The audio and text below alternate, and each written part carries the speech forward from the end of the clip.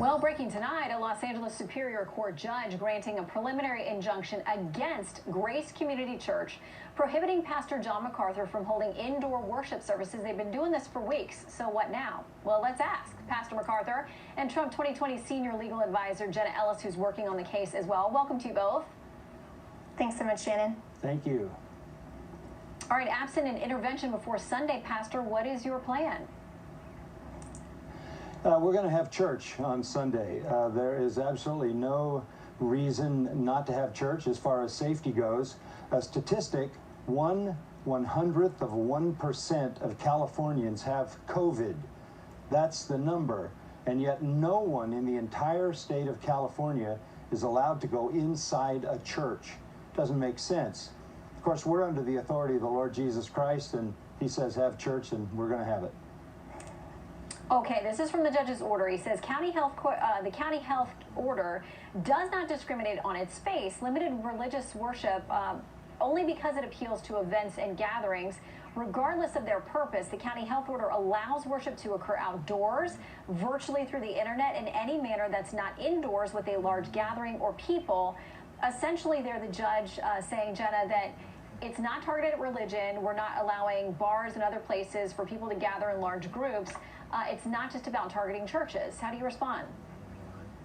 Well, it certainly is targeting churches because we don't see these types of restrictions and enforcement against large protests and other political statements that the county has actually lauded on their own Twitter and encouraged participation. And it's certainly also discriminatory enforcement here. And the ruling didn't really even consider a lot of the meritorious constitutional arguments that we claimed. But the bottom line here, Shannon, is that when the government is allowed this type of broad and arbitrary, unlimited, indefinite power, then our rights become mere privileges. And for the judge to characterize this as simply as the county allowing these types of worship services, that's not for the county to decide. That's why our founders put free exercise of religion as a fundamentally constitutionally protected right. So we're going to stand up for Pastor John MaCarthur and Grace Community Church because he's absolutely right. He gets to hold church.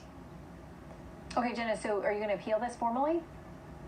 Absolutely, and we're working on that, and our notice of appeal will be filed tomorrow. Okay, I want to ask you all about another story that touches on issues of morality and things that pastors are often asked to weigh in on, and this is this Netflix movie called Cuties. Now, when I saw the poster a few weeks ago, and there was a lot of outrage about it, these young girls, what they were going to be doing and dancing, that kind of thing, I've asked our group and our team not to show the video because I saw it today and it was actually much worse than I actually thought it was going to be. You know, I don't even know what to say. These are supposed to be 11-year-old girls. As a woman, it breaks my heart to see the way that they are being essentially sexualized and used here.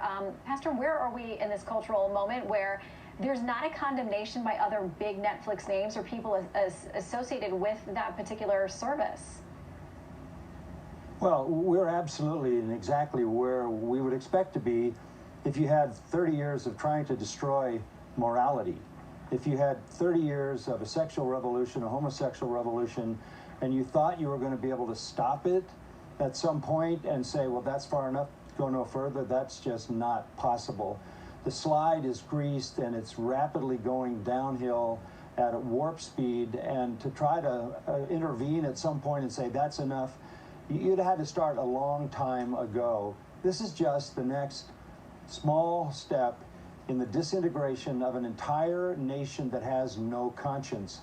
I wrote an article for the Daily Wire on is America losing its conscience, the vanishing conscience of America. We've lost that. We've lost any sense of the law of God in the heart. It's been overturned by a corrupt view of morality. We've lost the role of the conscience because we've been told to feel no shame.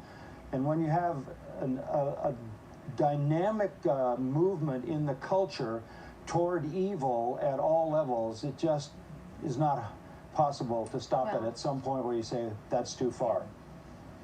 And regardless of where people feel they are on some of those hot button issues that have become big political and legal debates, I would hope that this one dealing with young girls would be one that a lot of people would stand up and say just doesn't feel right.